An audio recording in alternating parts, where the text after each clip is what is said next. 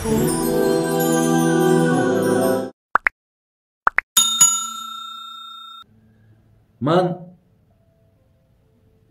1000 сум доштум, ҳамаро гум кардам, дар куҷо мондам, фаромӯш кардам. намедонам ки дар куҷо мондамаш. ҳазрат ягон дуоай, ягон роҳи нест ки ҳамин пулома ман биёвам. гуфт шаб намози таҳаҷҷуда бихез, намози таҳаҷҷуда бихон. гуфт иншоаллоҳ аз худо умедай, гуфт ки ту маблағта меёвӣ.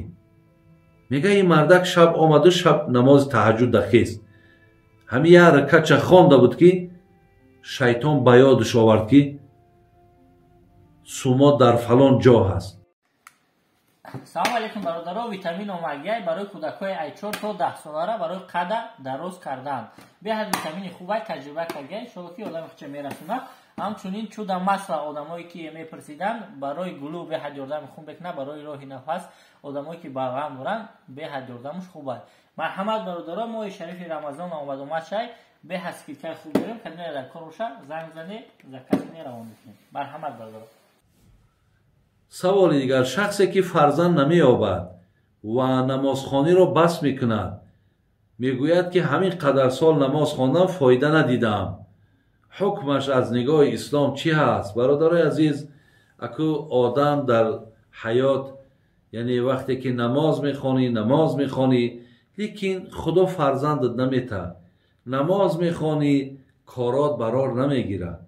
намоз мехонӣ, зиндагит ҳеҷ беҳбуд намешавад. оё ин ба намоз чӣ робита дорад? бародарои азиз ва гиромӣ, инҷа намоз чӣ айбу чӣ гуноҳ дорад? оё тура бефарзанд намозхонӣ кард? оё тура камбағал намозхонӣ кард? на, бародарои азиз, ин аз рӯи нодонии шумо ҳаст. бародаро, ин гапа ҳеҷ вақт назанед ки мақсад ин қасол намоз хондуму боз ҳам соҳиби фарзанд нашудам. ин гапа назанед, дар ин шумо гунаҳгор мешед. ноумед нашед бародарои азиз. намоз иншоаллоҳ ин вақте сутуни дин боша, намоз ин розигии аллоҳ боша, намоз ин гӯем рӯсиё кардани шайтон бошад, барои шумо хайр ва барои шумо бисёр фоидаи зиёд дорад. оли як қисса аст.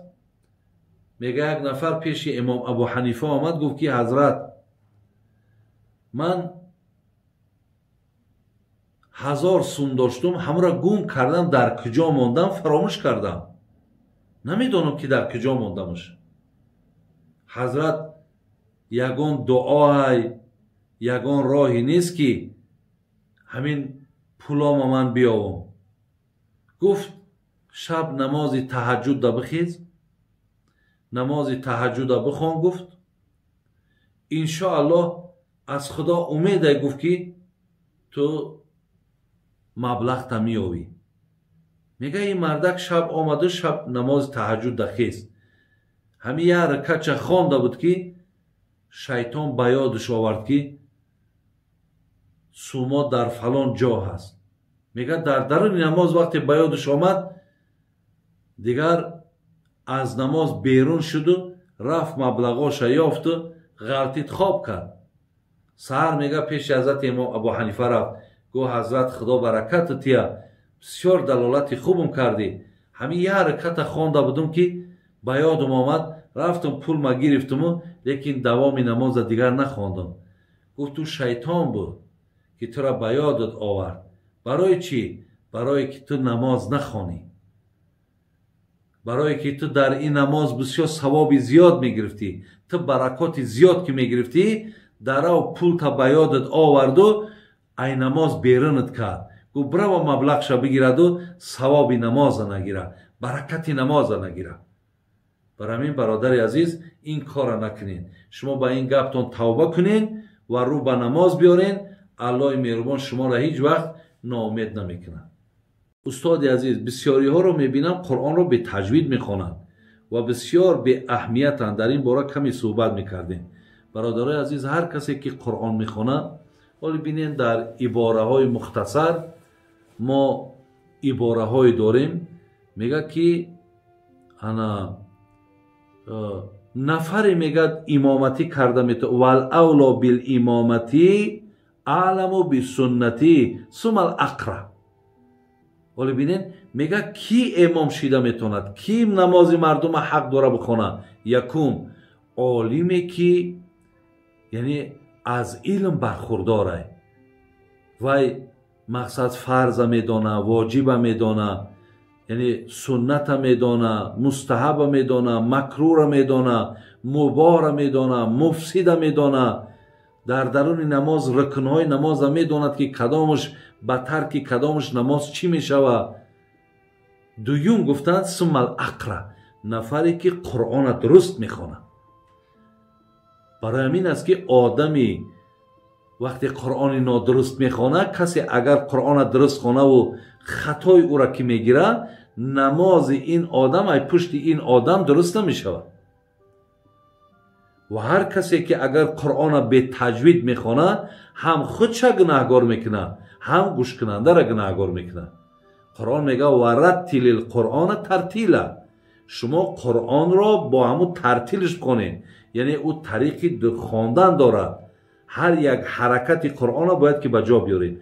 هر حرف قرآن برادرها بینین از خودش مخرجا داره، از کجای دهن، از کجای مثال باید که بگیم زبان ما و شما بیرون می شود. برای همین این چیزا بسیار اهمیتی، این بسیار مهم است. و هر کسی که چند سوره میدانی، برای همین ها را در پیش یک اهل علم بگذارون، در پیش یک قاری بگذارون، تا که با همون خواندگیات با گناهگار میشه. آخه